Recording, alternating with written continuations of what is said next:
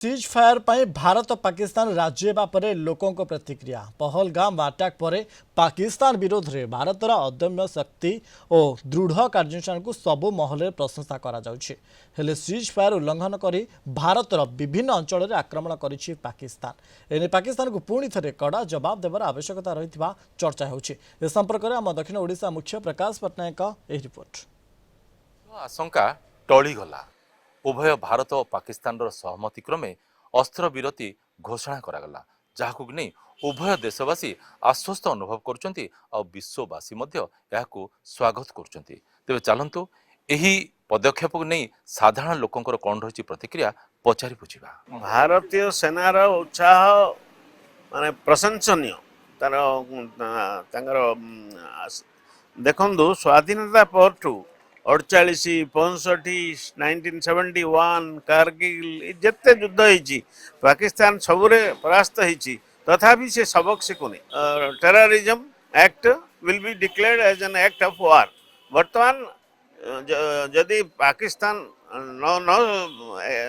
समझी ताको गोटे ओपन वार दरकार। ऑपरेशन सिंदूर रे भारतीय सेना बहुत सफलता अर्जन कर देशवासी बहुत आशा व्यक्त करते भारत सेना सेमिति आक्रमण करूँ एवं सबक शिखातु पाकिस्तान आतंकवादी मानू एवं आडा मानू तो ध्वंस कर पारे अतर्कित आक्रमण कर एयर बेस गुड़ाक ध्वंस कर पारे आम भारतीय सेना को प्रत्येक व्यक्ति भारतीय हिसाब से साल्यूट करने कथा साल्यूट कर समस्ते नहीं पाकिस्तान तो 1947 पर आज पर्यटन सब सीज फायर सब एग्रीमेंट उल्लंघन कर उस्ताद से सन्देह नहीं से यहाँ भी उल्लंघन कर आमर निजर भारतर मध्य आर्थिक स्थिति भारत भीतर स्थिति देखी प्रधानमंत्री आमर भारतर प्रधानमंत्री भी जो सीज फायर पे राजी होता भी उचित समुचित स्तर राजी होती किंतु पाकिस्तान गोटे लेसन शिखा पड़ो थ्रू एन ओपन वार न शिखला पर्यंत टेरर कैंप नष्ट हेनी से भी रास्ता को आसवे कौन कहे सर तो उभय देश तरफ जो अस्त्र विरति घोषणा होती तथापि बर्तमान पाकिस्तान पुणी थे उल्लंघन करुच्ची तो आउ गोटे बड़ लेसन गोटे दबार आवश्यकता रही निश्चय अच्छे आज्ञा कहीं देखु जिते थर सीज फायर कले से प्रकृति केवे परिवर्तन करूना दरकार जे द्वारा से जो विभिन्न अन्य कंट्री मान साहाय्य जो ये उत्पीड़ित होती से पनिशमेंट निश्चय दरकार। सीज फायर को उल्लंघन करी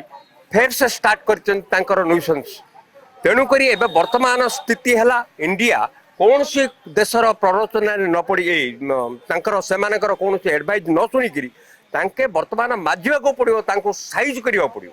आ समस्त उग्रपंथी की जिते पर्यंत निपात न होती से पर्यंत एमाने छाड़ा कथा नहीं। सिंदूर खेल सिंदूर देले भारतीय सेना तथापि आउ एक बड़ शिक्षा देवार आवश्यकता रही पाकिस्तान को। ब्रह्मपुर कैंपस रविन्द्रनाथ बेहरा प्रकाश पट्टनायक कलिंग टीवी।